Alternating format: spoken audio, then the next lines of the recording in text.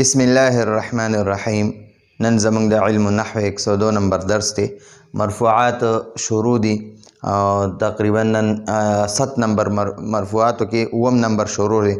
دینه مخکې مونږ شپږ قسمونه د مرفوعات ویلو. اولم ویلو فاعل، دویم نائب فاعل یعنی مفعول ما لم يسمى فاعله ورته وي، او دریم چې هغه مبتدا ویلو، څلورم هم خبر وي، پنځم هم د ان یعنی حروف مشبه بالفعل ان انک ان لیت لکن لعل دغه وي، او شپږم نمبر ما او لا دا المشبهتان بلیس دغه وي. او نن به ان شاء الله مرفوعاتو کې اوم نمبر وایو د کان او د کان اخوات. کانا او د کانا اخوات. نو دا کانا او د کانا چې نور څونه ملګري دي کنه هغې ته د کانا اخوات وایي. نو دا کانا او د کانا څونه ملګري چې دي هغې ته افعال ناقصه وایي. افعال د فعل جمع ده او ناقص نیمګړي ته وایي چې یعنی پوره فعل نه وي. ٹھیک شوه؟ یعنی په یو فاعل د ګزاره نه کیږي، د سره به یو بل اسم هم لګي، یعنی د سره یو اسم وي یو ور سره خبر وي، د سره یو اسم وي یو ور سره خبر وي، صرف په یو اسم باندې د گزاره نه کیږي. او یو فعل تام دی، نو فعل تام صرف په یو فاعل باندې پوره کیږي کنه، هغه ته د بل اسم ضرورت نشته، بس په یو اسم پوره کیږي.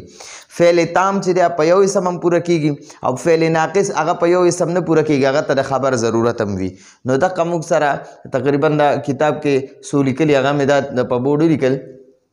کانا او د کانا اخوات، د کانا او د دې کانا د اخواتو معنا او په جملو کې استعمال، دا دلته کې ما معنی هم لیکلي او بیا په جملو کې استعمال هم لیکلی دی. نو ګوره یو کانا دی، د کانا معنا په اردو کې وایي ہے یا تھا، مونږ په پښتو کې لیکلی دی یا او. ٹھیک شوه؟ نو دی معنی هم کولی شي او او معنی هم کولی شي. کانا زید قائما، زید ولاړ و، زید ولاړو. ٹھیک شوه؟ یا زید ولاړ دی، دواړه معنی کولی شي. خو دلته به معنی موږ وکړو زید ولاړ و.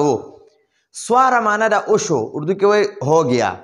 سواره د ده معنی ده اوشو، په اردو کې ورته وایي هو گیا. د ګورئ سوار الفقیر غنیا، غریب چې دی فقیر هغه مالداره شو، مالداره شو. نو ګورئ دا سواره معنی ده شو یا اوشو. زول معنی ده ټوله ورځ و، پورا یعنی پورا دن تا یا پورا دن رها یا پورا ورځ و. او باته معنی ده ټوله شپه و. زول معنی ده ټوله ورځ و، باته معنی ده ټوله شپه و. اصبح معنی ده سحر وخت وشو، سحر وخت کې وشو. اصحا معنی ده د چاش په وخت کې وشو. چاش وخت دا تقریبا د سهار کې دا 10-11 بجو ټایم ته وایي. امسا ماښام وخت کې وشو. عاده دوه معنی کېږي، یا معنی ده وشو یا سحر وخت کې لاړو، وشو یا صبح گیا، صبح کې وقت گیا. او غدا معنی ده وشو، غدا معنی ده وشو. راح معنی ده وشو یا ماښام وخت کې لاړو. او ما زال معنی ده مسلسل و، مسلسل رها، مسلسل و یعنی بار بار و.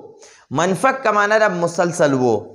ما بارحه معنی ده مسلسل و. ما فتیه معنی ده مسلسل و. ما دام معنی ده کله پوری چې و، جب تک رها، جب تک رها کله پوری چې و. او لیس معنی ده نه.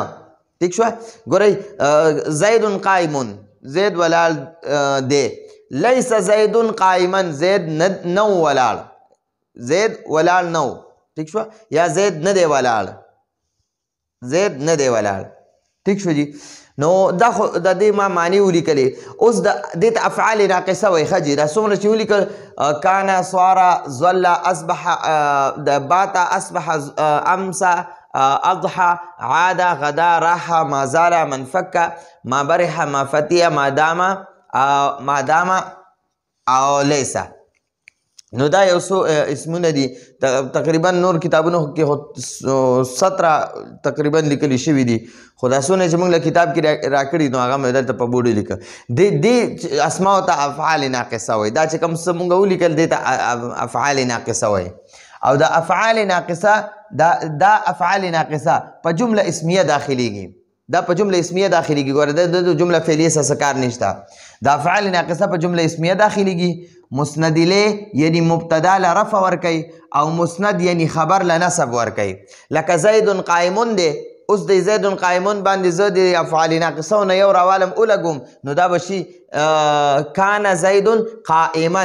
دلته دا زید مرفوع دی او قائمون مرفوع دی. زید مبتدا او قائمون خبر، او د دنه به اوس جوړ شي کان زید قائما. دلته قائمون دای قائمان کو، دا د کان د وجې نه د کان دی قائمن کې عمل وکړو او دای په خپل ځای پرېښودو. نو موږ به دا بیا دا اول دلته مبتدا ده، مبتدا او دا خبر دی.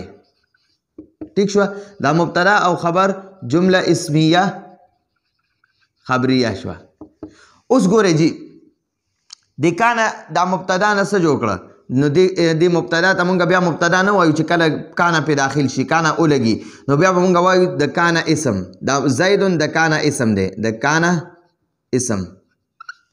او دا قائمن چې دلته قائمون و که نه، د کانه د وجې نه دا قائمون چې دی دا قائمن شو، نو دلته مونږ وایو د کانه خبر، د کانه خبر. نو کانه دا کانه چې دی دا د خپل اسم او خبر سره ملاو شو، نو دنه جمله اسمیه خبریه جوړه شوه. اسمیه خبریه. پوه شو جی؟ نو دقه خبره کوي دا افعال ناقصه په جمله اسمیه داخليږي. مسند الیه یعنی مبتدا له رفع ورکوي، حالت رفع کې وي ضمه وغیره، او مسند یعنی خبر له نصب ورکوي. لکه زید قائمون کان زیدا قائما شو. مرفوع اسم، مرفوع اسم یعنی مبتدا ته، مرفوع اسم یعنی مبتدا ته د کان اسم وایي څنګه چې مې دلته کې دا ترکیب وکړو. او منصوب اسم یعنی خبر ته د کان خبر وایي. ٹھیک شو جی؟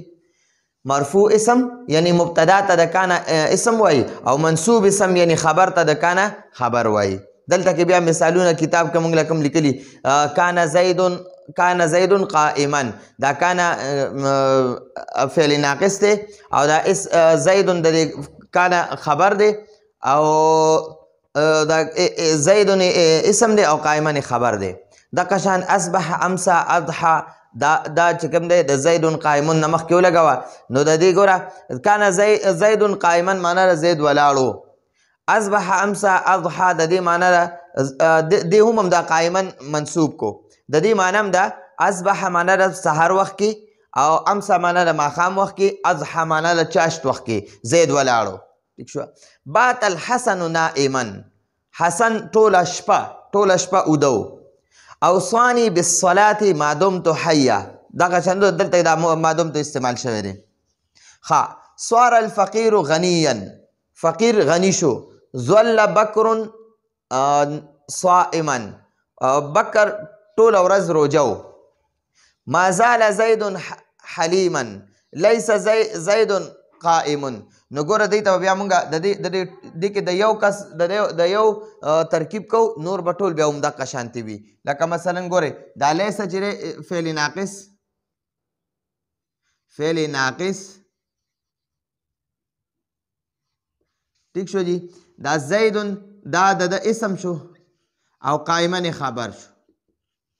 نو فعل ناقص کان فعل ناقص د خپل اسم او خبر سره جمله فعلیه جمله اسمیه خبریه شوه. ٹھیک شو جی؟ دا قشن دا سوار الفقیر ته واخله. سوار الفقیر غنیا. ٹھیک شو جی؟ دا سوار فعل ناقص،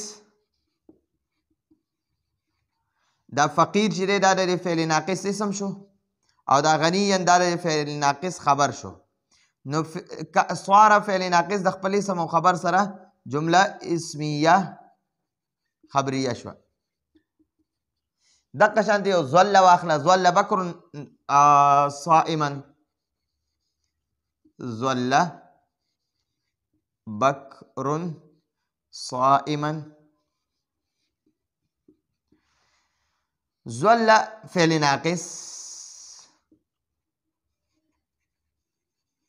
بکرون اسم دا فعل ناقص اسم شو او صائما دا د فعل ناقص خبر شو. دا ظل فعل ناقص د خپل اسم او خبر سره جمله اسمیه خبریه شوه.